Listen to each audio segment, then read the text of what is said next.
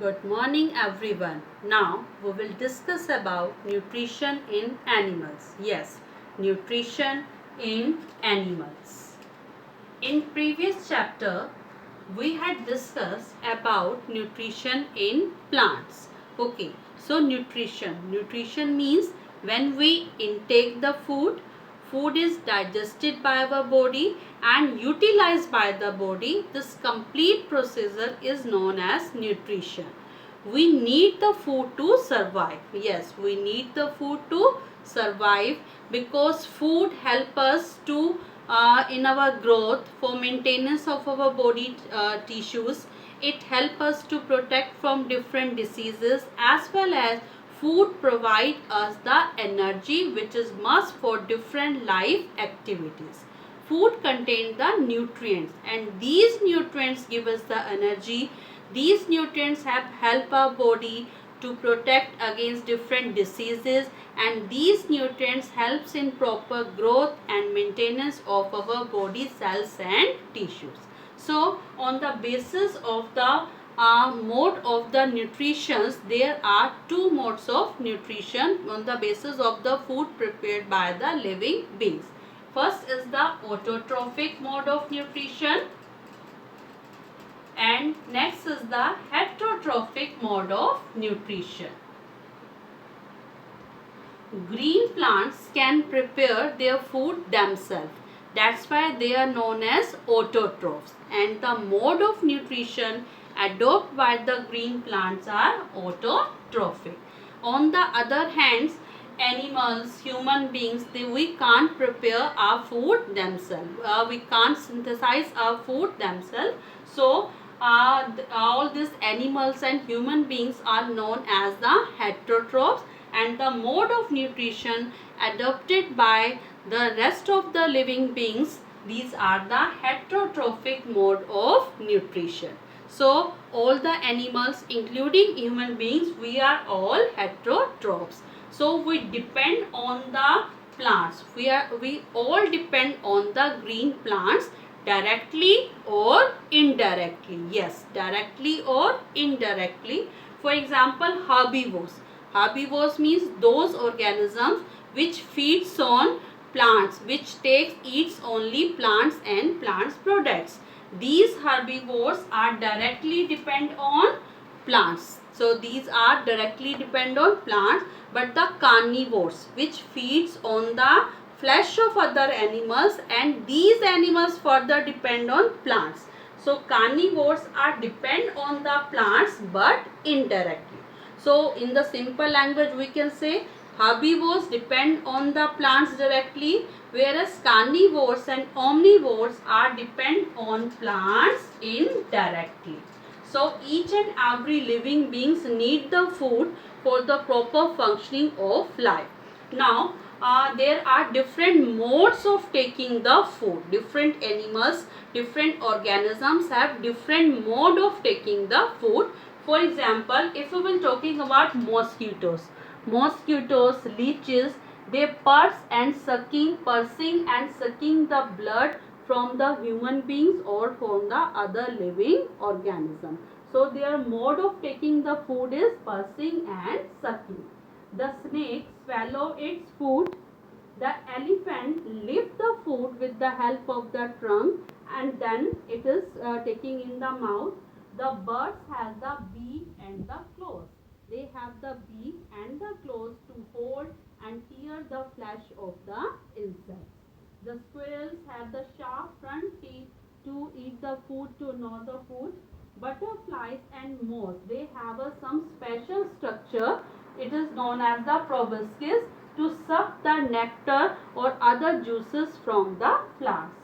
Tapeworms, it absorbs its nutrients, and on the other hand, oyster is an organism which feed by the filtering animals, which feed on the filtering the food by different animals. So different animals have different mode, different feeding pattern. Now we will discuss the different processes involved in nutrition. Yes, nutrition has number of steps. First is your ingestion, after that digestion, the next one is absorption, After that, assimilation, and the last one is assertion. Ingestion means intake of food. Yes, intake of food. And as we had discussed earlier, there are different modes of intake of food by different organisms. For example, snakes swallow their food. Birds take their food with the help of their beak and claws. Human beings take their food directly. So different organisms have different mode of taking the food, and this process is known as ingestion.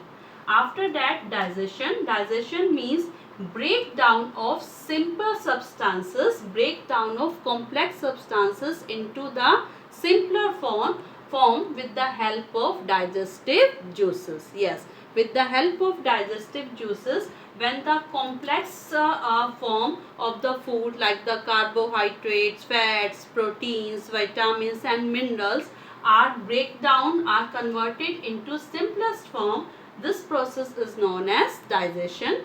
After the process of digestion, there is a process of absorption. Absorption means to absorb the soluble product.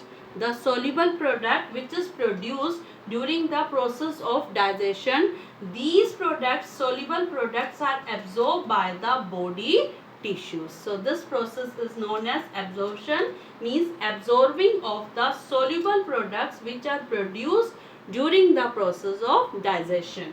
After the process of absorption, the next step is assimilation. Yes, assimilation means building of complex substances. Building of complex substances by using simple substances to get the energy. So there is a building of the complex substances by using simpler substances to get the energy. That process is known as assimilation. And the last step of the nutrition is assertion. Assertion means elimination of the undigested food material. So these are the different steps of the nutrition which help us to get the energy from the food we eat. We will discuss about human digestive system. Yes, human digestive system. Human digestive system is made up of a long tube, and this long tube is known as alimentary canal or the digestive tract. This long tube is up to 9 to 10 meter long. Yes, this alimentary canal, or you can say digestive tract, it is about 9 to 10 meters long. It started from mouth and ends at anus. So this complete digestive alimentary canal or digestive tract is made up of different parts. It is started with the mouth. After that, esophagus, or we can say food pipe. Esophagus, or we can say food pipe. After that, stomach. After that, the next one is the small intestine. After small intestine, large intestine, and the next one is the anus. So this alimentary canal started from the mouth and ends at the anus. So in this alimentary canal, digestion of the food is going on, and digestion of the food is a mechanical as well as chemical process. Yes, it is a mechanical as well as chemical process. Digestion of food means when the complex substances of the food break down into simpler substances with the help of some digestive juices.